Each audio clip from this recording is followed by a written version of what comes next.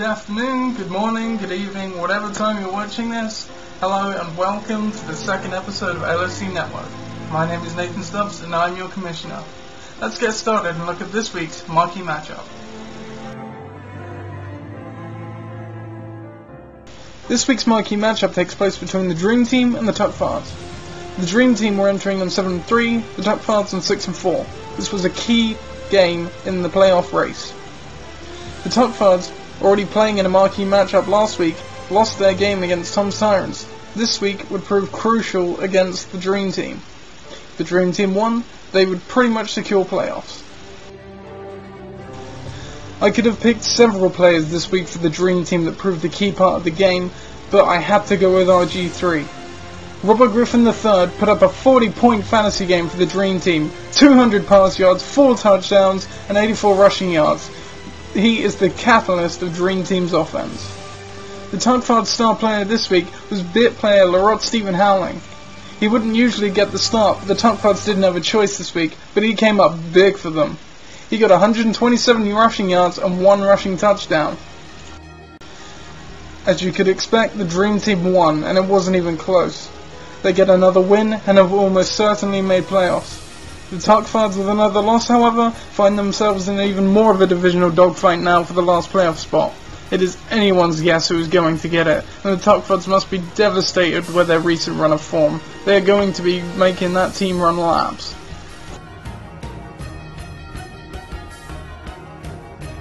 Now let's have a look at some of the other games that went on this week. In a week of many upsets, the Detonators managed to beat Touchdown Syndrome, the rookie division leaders. They're going to have to take a long hard look at themselves here and figure out what happened. The Detonators, however, are just happy they're spoiling it for the other teams and hope they can carry this form over into next season and through the rest of the year. Hicknan needed a win here against Tom's Tyrants, the division leaders, if they wanted to put themselves in a better position for the playoff race. They couldn't achieve it, and not surprisingly, as Tom's Tyrants has been white hot at the moment. Hicknan are going to have to pull themselves back together next week, as it's going to come down to the last 3 games for this team. If Bare Necessities wanted to keep their playoff hopes alive, they had to beat Andy Dalton Red Zone, or should I say Andy Dalton lack of Red Zone, who are currently 9th and 2-8. They couldn't manage it, and Andy Dalton Red Zone actually pulled up a really nice upset. They put over 115 points and beat Bare Necessities in a division rivalry. Bare Necessities will have to look forward to next season if they want playoffs. And in the last of 3 upsets, Gridiron Gang brushed aside Forge Flyers, another playoff hopeful.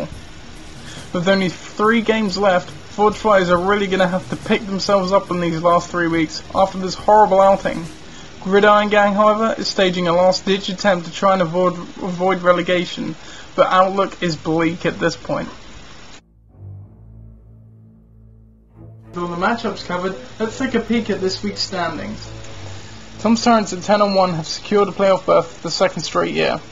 At 6-5, 5-6, and 5-6, the Tuckfards, Hicknan, and Forge Flyers are in a dogfight for the last playoff spot.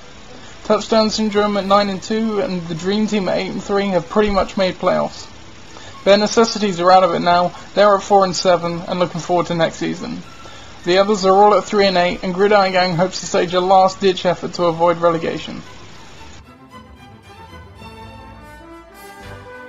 And now some injury updates for you.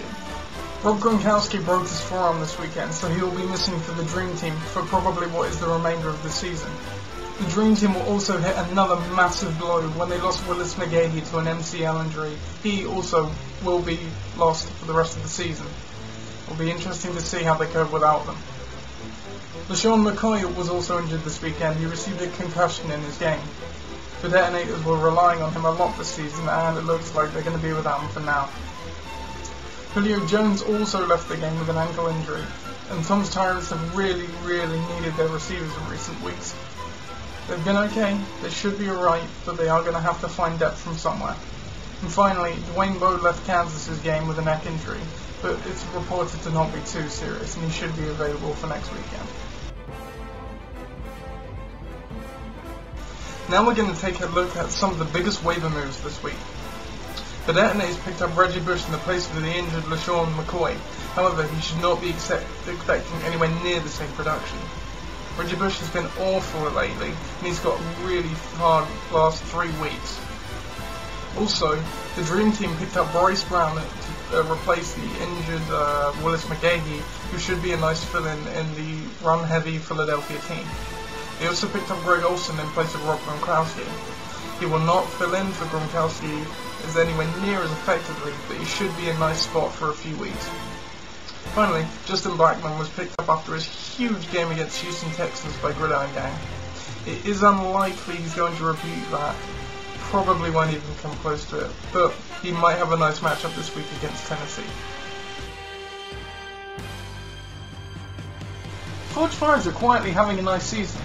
After having a great year last year, they started out at a measly 1-4 this year, but they made it back. They won out 4 of the last 6 games.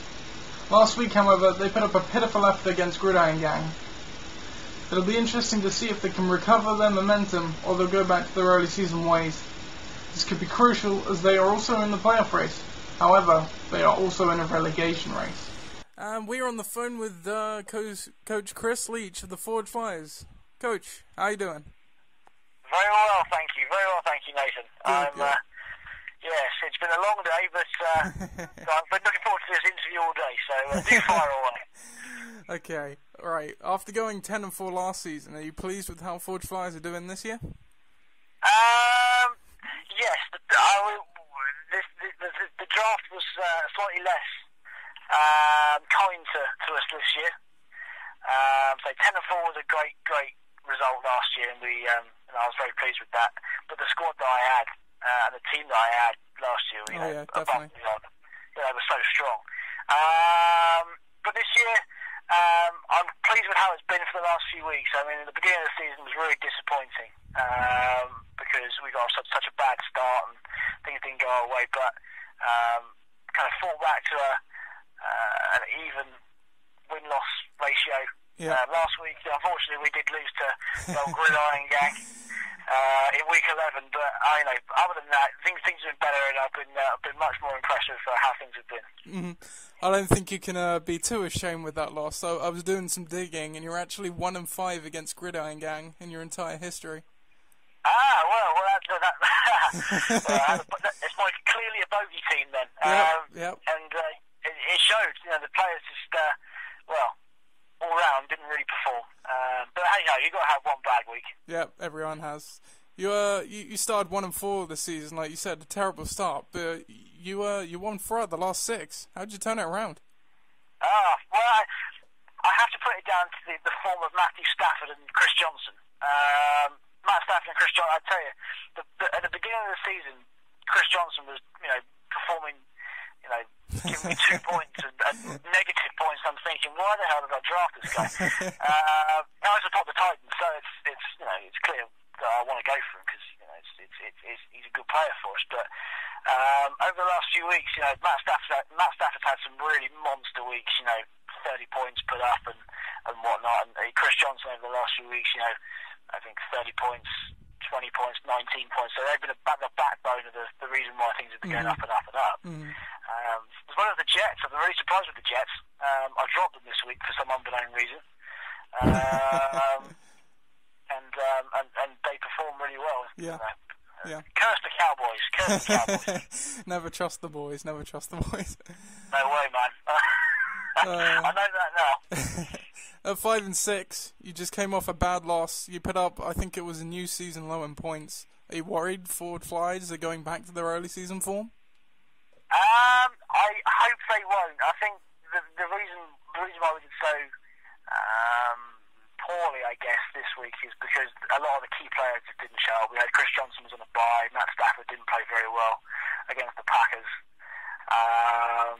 Mike Wallace performed so badly that he nearly got on the board. At least we had a few positives from Brandon Marshall, but the problem was on this week, certainly week 11, was that our running backs just didn't perform. We haven't got the quality in there that needs to spur the points on, and that's mainly the reason why. But as soon as we get a couple of wide receivers that we've got and the good quality and a couple of running backs that we know can do well, as soon as they perform, will be there back again. But what I do think over the next few weeks is that we've got some really tough games against very good teams in our division. We're playing Touchdown Syndrome this week. Mm-hmm. We've got Tom's Tyrants coming up. So there's some really good teams in there that we'll be struggling to beat. But the objective from now on in really is to get the even win-loss ratio, because that'll be a result from where we were at the beginning of the season. Yeah, you said about your tough schedule. You've got Touchdown Syndrome this week, Forge Flies next week, and then the Dream Team the last week. I mean, it's the odds are stacked against us, but I mean, say a couple of weeks ago, I think week 9 we played the Cup Flyers, who were in arguably one of their best forms of the season, and we overcame them. Yeah. So it's not within the realms of possibility. And say even we beat I know nothing about NFL last week, which I'm quite pleased with actually, because I get on quite well with old Benny Sherwood. We've done a double over him this season, so it's always good. Bragging rights. Which is good. That's one of the few positives I can take from the season, really. Yeah. Aside from Chris Johnson, who was terrible early on in the season, like you said, your running backs are in a dire state. I mean, Sproles, he's missing a lot of time. Green, he's not playing well, and he's on an awful Jets team. Daniel Thomas, part of a committee on a team that suddenly can't run. Do you have enough skill in other positions to negate the glaring weaknesses? Yeah, so running back's been a position we've struggled with all year. So aside from Chris Johnson, he's performed brilliantly in the last few weeks. We've been out. Darren Sproles has been out, as you say, with his hand injury, his mystery hand injury, for the last couple of weeks, which has been pretty disappointing. We've had to fill in with the reserve backs. So Sean Green, who did have a few good weeks in the middle of the season, I think he put up a 30-point week one week. Has not really found that form again. Daniel Thomas we brought in as a cover on the last week, but didn't really perform as well. I've tried to waive Reggie Bush, who I think you released. Yeah. Great line again. So hopefully he'll do better. We also had who else did we have as well? I can't remember now. Plays for Chicago. I don't know. Michael Bush. Michael Bush, that's it. We had Michael Bush earlier in the season again. He's a veteran. He's not really going to do as well as some of the more established backs are going to be. So, we've got one. What's happened is we've had one good running back and a second one that hasn't really pulled its weight. Yeah. So, if there's anything to improve on next season, it's just to look at trying to find two consistent backs, which is easier said than done, I think, in this league. Oh yeah, definitely. Like you said, you've got a tough matchup against Touchdown Syndrome this week. It's becoming that must-win game sort of category. But Matt Stafford's against Houston, the weak backfield. Mike Wallace hasn't got Big Ben. I think Marshall's getting Cutler back, so that's a bit of a win. But aside from that, it's not looking good. Can you win? No, it's a tough ask. It's a tough ask, especially the quality that Touchdown Syndrome have, and it's just the season they've had as well. They've gone very well. But I'll always back them to do well. And if we don't win, then my objective for the season is just to beat. I know nothing about NFL. As long as I beat Ben Sherwood's team, I don't care. Because it's been very even between our two teams this year. But no, I'm always optimistic, but I can't say that I'm expecting a win this week or next or the week after that. But you never know what can happen. Players come out of nowhere and have a good game. Yeah, much like I think we had Santana Moss this week on the bench. He had a 12-point game. Whilst our regular starter Malcolm Floyd, he didn't have a particularly good game at all. No. So it's one of those things that it's chop and change really, and that's what will determine it this week. Is can I pick the most consistent team I can, which is difficult because just the inconsistency surrounding some of the players in the team. We've got Floyd who kind of has it on and off week in week out. We've got The Jets can be amazing or not great. You know, we can have Mike Wallace who can pull out an 18-point game out of the bag, or have a 0.6 of a game, which he had less this week, which is disappointing. So, you know, it's picking the most consistent team for the challenge ahead, and it's certainly going to be a challenge this week, I can tell. Do you think Forward Flyers can beat out Ignan and the Tuckfards for a playoff spot with only 3 games to go? And more importantly, can you stave off the dread relegation? Well, I think we can stave off relegation. I think that's fine. We're not going to drop the length of the gridiron gang this season. Well, no, that's not the problem, because the Dream Team now certain. It's whoever goes up from the rookie division. However many teams go up, the same amount of teams go down. Oh, great. Okay, right. Well, then maybe I'd say. I don't know. If we do get relegated, then so be it. You know, we're playing against teams of a caliber that we're used to, and at least we've still got teams to play against. You know, the gridiron gang. I think some of the teams from down there we've played in the past who are kind of play against week in, week out. If we look at the scenario, if Gridiron Gang and Forge Flies go down, it's going to be a division of the Detonators, Andy Dalton Red Zone, Bare Necessities, Gridiron Gang, and Forge Flies. That is a formidable division. Oh, big time! You know, there's a lot of experience in there, but there's a lot of experience also. You know, you're playing against coaches of similar caliber to yourself, which is nice. You know, I think there are some guys there who pick consistently good teams, and some guys that don't. You know, but I think this season, if we can stay on relegation, that's good. If we can beat Ignan, that's a bonus. Playoffs, not going to happen. I'm not looking forward to playoffs at all. So as long as we can stay off the relegation and beat Ignan, that'll be my objective for the season. If we complete both those objectives, then that'll be brilliant. But we shall see. I don't hold out much hope. Anything can happen. 3 games to go. Anything can happen. Indeed. Right. If you had to pick a team out of the many playoff hopefuls at the moment, apart from yourself, who has the best shot of winning the whole thing? Winning the whole thing? I think Tom's Tyrants have been very consistent all season. Even with the trend? Even with the trend? Even with the trend. We played them last year. They were our playoff. They beat us in the playoffs last season. The fact was that although my team, the Forge Flyers, had a great season, Tom's Tyrants was kept creeping up, and as soon as it got good, playing for something, they just came out of nowhere and beat us after such a brilliant season. So,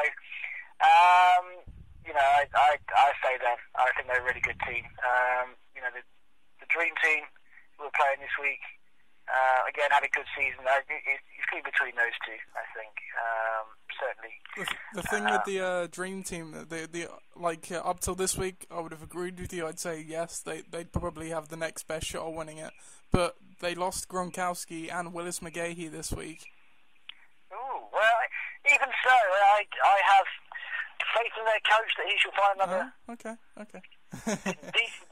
decent players, but we shall see. You know, again, as you say, 3 games to go, anything can happen. But losing 2 players of that quality, especially Gronkowski at tight end. Yeah. He's one of the best in the league. So I have faith in their coach that they'll find someone to replace him. But at this stage, I have to put Tom's Tyrants in for the win this season. Okay. So you touched on it a bit earlier with the drafting the consistent running backs. Have you got any big plans in the off season? What are you going to do next year? That's a good question. I'll assess on the next season, I think. The only way to plan a team is when you're in the draft room against everybody else. You never know who else people are going to pick. But certainly next season, I'll be on for Chris Johnson again. Oh, I tell you, in my year of complete and utter failure, I think is the only way I can describe it. I've learned so much more about how I'm going to draft. I mean, you went 10-4 this last year. I've got to say, it's hard to analyse a team when it's working. Oh, big time. I agree. And the one thing I think you can't analyse is that people or players will pick up form during the season and lose form in the close season. Yeah. Certainly that's what we found this year. And you can't draft on numbers, because numbers don't necessarily tell you the full picture. Exactly. If you draft on predicted scores, you're only going to disappoint yourselves with the results. So yeah, I've got a few favourite players that I'll try and get in there, but saying that, you just don't know what you're going to do until you get into the draft room at the beginning of the next season. Okay. Well, thanks for the time, Coach. Good talking to you. Good luck this weekend. You're very welcome indeed, and yes, well, I think we're going to need it this weekend. It's going to be a tough game, a tough couple of weeks, but hopefully after that we can focus on next season. Okay, thanks for talking. Bye. Bye. See you later.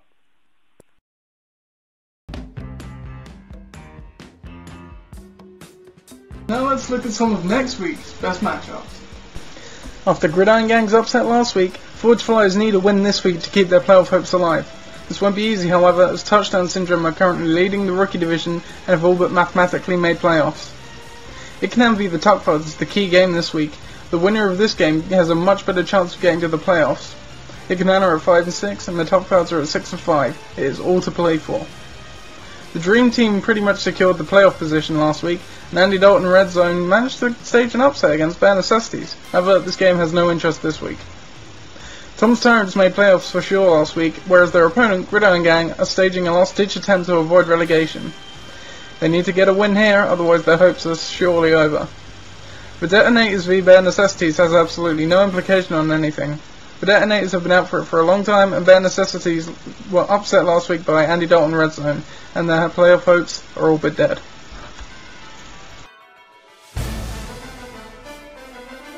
Now let's move on to our fun feature.